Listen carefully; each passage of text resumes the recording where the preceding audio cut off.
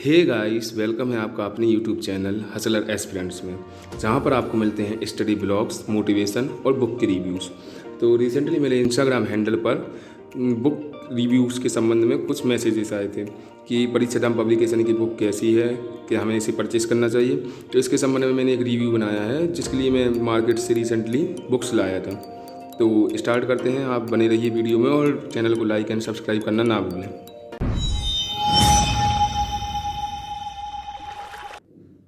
तो परीक्षाधाम पब्लिकेशन की total 5 books हैं।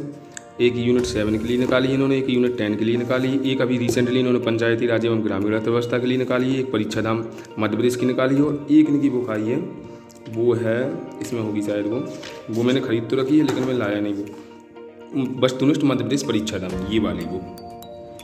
तो ये वाली मेरे पास है तो, लेकिन वो अभी मेरे पास करेंटली नहीं है। तो इनके बारे में मैं बताऊँगा कि कैसी क्या बुक है। तो सबसे पहले शुरू करते हैं मध्य प्रदेश परीक्षाधाम से। तो मध्य प्रदेश परीक्षाधाम में जो हमारे पास सब्जेक्ट मिल जाते हैं वो है ये जो विषय सूची इन्होंने दे रखी है, मध्य प्रदेश का भूगोल, मध्य प्रदेश की अर्थव्यवस्था, अलग अलग इन्होंने करके रखा है। वो मध्य प्रदेश की राज्यव्यवस्था, मध्य प्रदेश के प्रमुख उद्योग, ये टोटल अपने 72 विषय हैं इसमें। भोपाल गैस कांड, वार्तालाप वगैरह में भी बढ़िया बताया गया है। तो इसका फर्स्ट चैप्टर हम देखते हैं कैसा है। तो मध्य प्रदेश का सामान्य परिचय, इसमें हमें भौगोलिक स्थिति, प्रशासनिक स्थिति, राजनीतिक स्थिति, न्यायिक स्थिति और आर्थिक स्थिति के बारे में जानने को मिलता है। इनकी जो बेस्ट चीज़ है वो है इनके जो मैप्स हैं। ये जगह जगह पे जो मैप्स उपयोग करते हैं और जो इमेजेस लगाते हैं, ये इनका है। और एक और चीज़ इनकी जो बेस्ट लगी है वो है इनके समाचार के पन्नों से।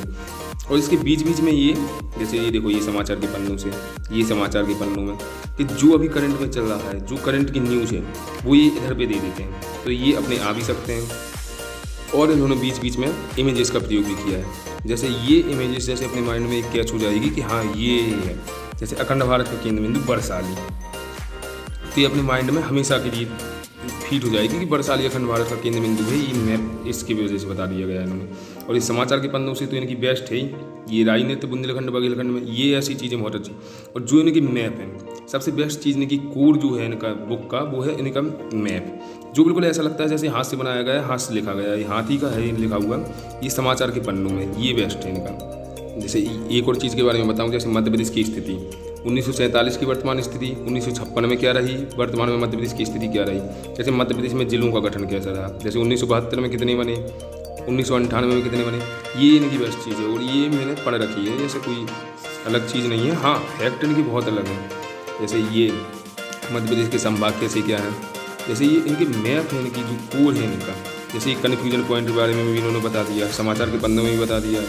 तो आप अगर इस तरह से पढ़ेंगे, जैसे अलग अलग मार्कर्स का यूज़ करो, थोड़ा रंगीन बनाओ, तो आपको जल्दी याद होगा सब्जेक्ट। जैसे मालवा की जलवायु को चीनी यात्री फायन ने विश्व की श्रेष्ठ जलवायु का है, तो ये थोड़ा सा फायन बना दिया, इसमें कुछ अलग नहीं है, लेकिन इससे क्या है, हमें चीज़ें ज़्यादा याद रहती हैं। इनकी एक और बेस्ट के बारे में बताऊँ तो वो है नदियों का अगवाई तंत्र। हमें नदियों के बारे में हमेशा ये रहता है कि कहाँ से तो वो उद्गमित हो रही हैं, कहाँ पर वो जा रही हैं।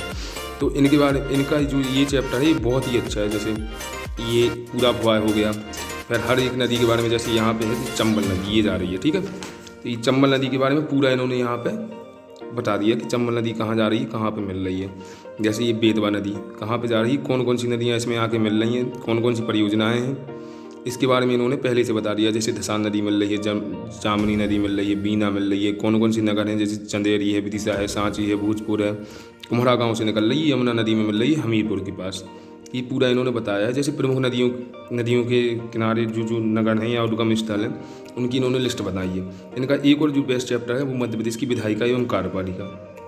तो ये है मध्य प्रदेश की विधायिका एवं कार्यपालिका, जहाँ पर पूरे आपको विधानसभा अध्यक्ष मिल जाते हैं। जिस प्रकार के आजकल क्वेश्चन आ रहे हैं उस हिसाब के लिए बेस्ट है। जैसे ये वाले क्वेश्चन आजकल बहुत आ रहे हैं, जैसे प्रोटेम स्पीकर के कार्य, प्रोटेम स्पीकर कौन कौन रह चुके हैं, मध्य प्रदेश की कार्यवाही का क्रम। अगर आप पिछले MPPSC के पेपर देते रहे हैं या फिर आपने उनका अध्ययन किया होगा तो आपको ये वाले क्वेश्चन मिले होंगे। जैसे राज्यपाल के क्वेश्चन आ रहे हैं, जैसे राज्यपाल में आपको बताऊं कि देखो मध्य प्रदेश के राज्यपाल से संबंधित प्रमुख तत्व, जैसे नियुक्ति के समय सबसे कम उम्र की राज्यपाल श्रीमती सरला अग्रवाल, तो ये वाले क्वेश्चन आते रहते हैं। जैसे राज्यपाल जो अन्य राज्यों के मुख्यमंत्री रहे, राज्यपाल जो लोकायुक्त रहे, राज्यपाल जो संविधान सभा के सदस्य रहे, ये इस बार क्वेश्चन आया था, ये देखा होगा आपने। तो इनकी आप जब ट्रिक बना के करेंगे याद, तो आपको जल्दी याद होगी कि ये मैंने ट्रिक भी बनाई है यहाँ पे। ये जैसे मुख्यमंत्रियों के संबंध में पूरी जानकारी दे दी है। जैसे हम पहले मुख्यमंत्री के बारे में देखें तो रविशंकर शुक्ल सागर स्वराज पार्टी के सदस्य रहे, प्रांतीय चुनाव के बाद इन्हें शिक्षा मंत्री बनाया गया, विद्या मंदिर योजना के नाम से जाना जाता है। तो ये सब आपको जल्दी याद होंगी इनकी बुक पढ़ने से। ये बहुत अच्छी बुक लगी मुझे। जैसे बहुत अच्छे से इन्होंने बताया मेले वगैरह के बारे में, मध्य प्रदेश के प्रमुख समारोह के बारे में, ये देखो जैसे शिल्पकला के बारे में। तो इतनी सारी इन्होंने फोटो डाल दी है यहाँ पर। छोटा छोटा से देते तो कम पेज लगते, लेकिन ज़्यादा पेज में क्या है, अपन को 240 रुपये की ये बुक पड़ी है मुझे, तो इससे क्या है याद जल्दी हो जाता है। तो ये बहुत बेस्ट बुक है, आप इसको ले सकते हैं, परचेस कर सकते हैं।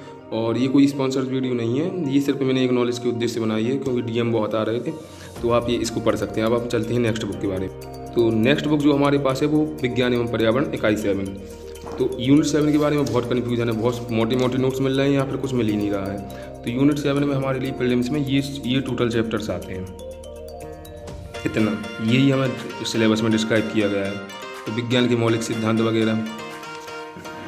तो ये फॉन्ट इनका छोटा है, जिससे बुक इनकी छोटी हो गई। टोटल 120 पेज की बुक है, टोटल 120 पेज की बुक है। 70-80 रुपये की मुझे मार्केट में पड़ेगी। लेकिन इनका जो पढ़ाने का जो दिखाने का तरीका है, जैसे पारिस्थितिक तंत्र के बारे में देखें तो मेन जो वो हैं फैक्ट्स हैं वो तो इन्होंने कवर किए ही रखे हैं। जैसे छोटे छोटे रूम में वो कवर तो इन्होंने कर लिए हैं, साथ ही जो बाद में इन्होंने ऑब्जेक्टिव दिए हैं इसके बाद, जिससे हमारा पूरा कन्फर्म हो जाता है कि हाँ हमने एक चैप्टर पढ़ लिया है। जैसे पोषण एवं आहार एवं पोषक तत्व, इतनी अच्छी चार्ट एवं डायग्राम्स के माध्यम से इन्होंने हमें को बताया दिया है कि ये ऐसे ऐसे पढ़ना है। तो पोषण से संबंधित जैसे ये बाद में ये चैप्टर्स हो जाते हैं। तो ये ओवरऑल बहुत अच्छी बुक है। और प्रीमियर साहू जी ये हैं, मैंने इन्हें मैसेज किया था इसके लिए, DM किया था, पर इन्होंने कोई जवाब नहीं दिया कि मैं आपकी बुक्स का रिव्यू करूँ, कोई ऑब्जेक्शन तो नहीं है। तो इन्होंने कोई रिस्पॉन्स नहीं दिया। लेकिन मैं फिर भी बहुत सारे मैसेजेस आ रहे थे, तो मैंने ये वीडियो बना दी विदाउट परमिशन। लेकिन शायद उन्हें कुछ नहीं लगेगा कि मैंने विदाउट परमिशन किया है, कोई ऑब्जेक्शन नहीं उठाएंगे वो। तो ये मैंने वीडियो बना दी। चलते हैं अपनी नेक्स्ट बुक के पास। तो अगली जो इस पब्लिकेशन की बुक है वो है आयुक्त परिच्छेदम। ये सबसे बेस्ट बुक लगी, क्योंकि इसके पहले मैं बहुत सारी बुक पढ़ चुका था और बहुत सारे नोट्स भी मैंने बना रखे थे आयुक्त के संबंध में। लेकिन ये जो ओवरऑल बुक है मुझे ये संपूर्ण बुक लगी, एक हिसाब से कह सकते हैं। इसमें सबसे पहले तो हमें 18 आयोग मिल जाते हैं। फिर आयुक्त फटाफट इनका बहुत अच्छा दिया है इन्होंने, जो चैप्टर बनाए हैं इन्होंने आयुक्त फटाफट। जैसे ये चैप्टर है आयुक्त फटाफट का, तो कौन सा आयोग कब बना, कब उसका गठन हुआ, ये अपन बीच में तो पढ़ लेते हैं, आयोग का कार्यकाल है। लेकिन जब एंड में ओवरऑल आपका क्वेश्चन सॉल्व करने की बारी आती है तो हम कन्फ्यूज हो जाते हैं। आयोग की संरचना क्या रहेगी, हर आयोग के बारे में, सेवा शर्तों का निर्धारण क्या रहेगा, आर्थिक रिपोर्ट प्रतिवेदन किसे देंगे, प्रथम अध्यक्ष कौन है, वर्तमान अध्यक्ष कौन है, इसके बारे में इन्होंने अपन को पहले से ही आयोग फटाफट में, कि अगर अपन इसका रिवीजन एंड में करके जाएंगे तो अपन को डेफिनेटली बेनिफिट मिलेगा। तो इसका एक आयोग देख लेते हैं हम कोई भी, जैसे नीति आयोग। नीति आयोग के बारे में इन्होंने सब बता दिया है, कैसा एक फिनोमिना हमारे माइंड में सेट हो जाता है कि हाँ भाई ऐसे ऐसे करना है। जैसे नीति आयोग के बारे में पूरा, नीति आयोग की संरचना क्या है, कि नया अवतार जो हमने आपको पिछली बुक में जो फोटोज़ के बारे में बताया था वही फोटोज़ के इसमें उपयोग किया गया है, जिससे हमें जल्दी याद हो जाती हैं चीज़ें। नीति आयोग की संरचना, जैसे विशेष पुराना योजना है क्योंकि इससे भी क्वेश्चन आ सकते हैं, इसके बारे में बता रही है। मध्य प्रदेश में नीति आयोग का क्या कार्य है, इसके बारे में भी बता रही है। और बाद में जो प्रश्न पुस्तिका दी गई है इसका बहुत बेनिफिट होने वाला है, क्योंकि इससे हमें अपना पता लग जाता है कि हमने कैसे चैप्टर पढ़ा है, हमने पढ़ा भी है कि नहीं पढ़ा। तो इसके बारे में राष्ट्रीय मानवाधिकार आयोग, इसके बारे में। और इसकी एक और बेस्ट ऐसी चीज़ है कि ये हमको मेंस में भी उपयोग कर सकते हैं, क्योंकि ये यूनिट 10 के लिए तो है, लेकिन जो मेंस का सिलेबस है उसमें जो पॉलिटी वाला सेक्शन रहने वाला है, उसमें जो यूनिट 2 और यूनिट 3 के आयोग रहने वाले हैं वो हमें इसी में पता चल जाते हैं कि हाँ भाई ऐसे पढ़ना है ये, और इससे हमारा वो कवर हो जाते हैं। उससे यूनिट 2 और यूनिट 3 के पूरे आयोग हमारे इसमें कंप्लीट हो जाते हैं। ये मैंने लिख रखे हैं कि कौन कौन सी यूनिट 2 में है, कौन कौन सी यूनिट 3 में है। तो हम अपन चलते हैं अपनी अगली बुक के पास। ये है मेरी अगली बुक जो ली थी मैंने, पंचायती राज एवं ग्रामीण अर्थव्यवस्था। ये इनकी नई बुक है, क्योंकि सुन रही थी पटवारी की आ रही है, तो मुझे भी पटवारी देना है, तो मैंने कहा कि ले लो यार, ऐसे फ्री तो नहीं बैठ सकते कि मतलब MPSC के भरोसे बैठे हैं। तो ये मैंने ले ली। इसमें टोटल 30 चैप्टर थे। लेकिन अगर आपने पिछली 2 बुक, जैसे आयोग की बुक और मध्य प्रदेश की परीक्षा दाम, ये अगर पढ़ रखी हैं और तो आपके बहुत कम चैप्टर हो जाते हैं। 30 चैप्टर हैं टोटल, तो ये आपके बहुत कम होने वाले हैं। क्योंकि हमको जैसे मध्य प्रदेश में कृषि, मध्य प्रदेश की सिंचाई परियोजना, मध्य प्रदेश में मृदा, मध्य प्रदेश में पशुपालन, मध्य प्रदेश में पंचवर्षीय योजना, ये आप पहली उन बुक में पढ़ लेते हैं। विकास कार्यक्रम योजना है, खनिज संसाधन, मध्य प्रदेश में ऊर्जा संसाधन, ये सब आप पहले उस बुक में पढ़ लेते हैं। तो इससे आपको बहुत ही कम पढ़ना पड़ेगा। और दूसरी बात है, पंचायती राज पढ़ने से आपको जो आपका पॉलिटी वाला सेक्शन है उसका भी कंप्लीट होता है कि हाँ भाई कि ऐसा ऐसा। तो देखो ये पूरा मध्य प्रदेश में ऐतिहासिक और संवैधानिक विकास क्या रहा और प्रमुख संवैधानिक संस्थाएं कैसी रहीं, उन्होंने क्या बलवंत राय मेहता समिति ने। तो ये आपका पॉलिटी वाला सेक्शन भी इससे कंप्लीट होता है। तो ये नहीं है कि मुझे सिर्फ पटवारी देना, इससे मेरा पॉलिटी वाला सेक्शन भी कंप्लीट हो रहा था तो मैंने ये ले लिया। जैसे 73वां संविधान कब लागू हुआ, ये आपका प्रीलिम्स में भी काम आएगी अगर आप ये बुक पढ़ते हैं तो ये था टोटल मेरा रिव्यू।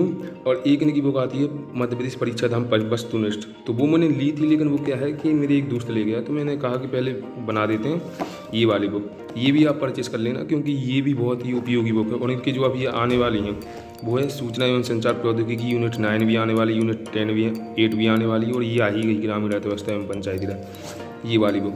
तो आप ये टोटल पढ़ सकते हैं और इसको थोड़ा रंगीन करके पढ़ा करो, क्योंकि रंगीन करने में क्या है हमको फैक्ट ज़्यादा याद रहते हैं, रंगीन चीज़ें ज़्यादा याद रहती हैं।